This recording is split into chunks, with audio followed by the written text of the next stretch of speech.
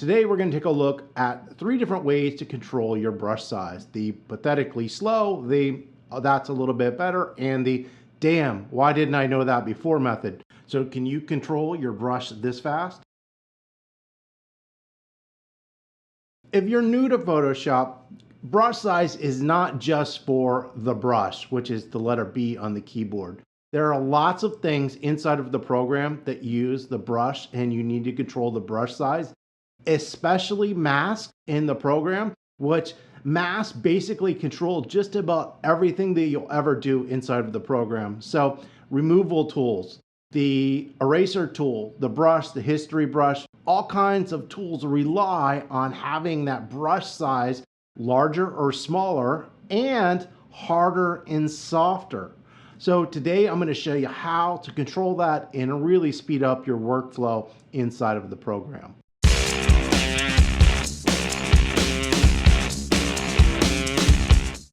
All right, here we go. I have the brush up, which is the letter B. However, the adjustment brush, all of these tools right in here, which are the spot healing brush, the remove tool, the healing brush, the clone stamp tool, the eraser tool, the dodging and burning, so many tools are adjusted inside of the program with the brush tool. Now, the key element here is I'm going to go ahead and make a mask. Whether you make a selection or you make the mask with a brush, it doesn't really matter.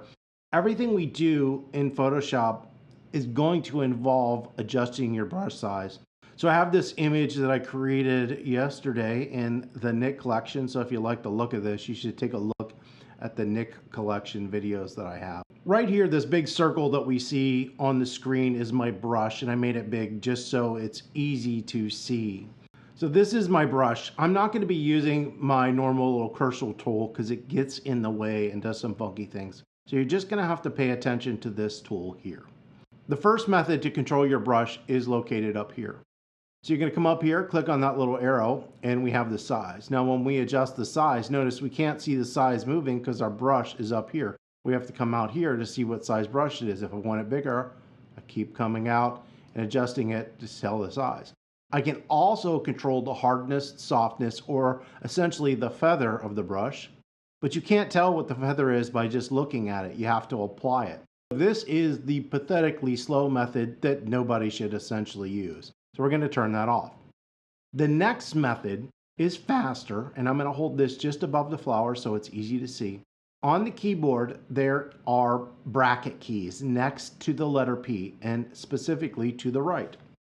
If I hold the right key down and tap it, the brush gets bigger. If I hold the left bracket key, the brush gets smaller. I can also just mash it down and it will get bigger, and then I can mash the other one down and it will get smaller, all right?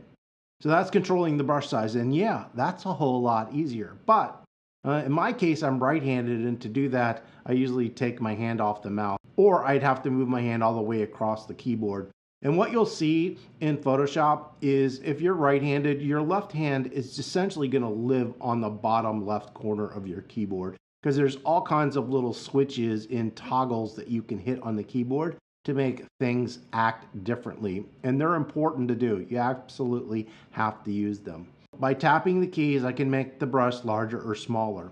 If I hold the shift key, tap the left bracket, it's actually making my brush softer. If I hold the shift key and tap the right bracket, it's making it harder, but you can't see that. So what I want you to do is look at this little icon up here. So I'm going to bring my brush close up here so we can zoom in. So I'm holding shift and I'm going to hit that left bracket key, and you can see it getting softer in that corner. But it's large adjustment steps. If I hold shift key and hit the right bracket, it gets harder, okay? Both of those methods work, but they're not really efficient when you're working, because really what you don't want to do is kind of move or take your hands off the mouse. And so this last method is really the only way that you should know how. So on a Mac, you're going to press and hold 2 keys on the keyboard, and that is Control and Option. You're just going to hold them down. If you're on a PC, you're going to hold the Alt key down. So on a Mac, that's Control Option. On a PC, that's Alt.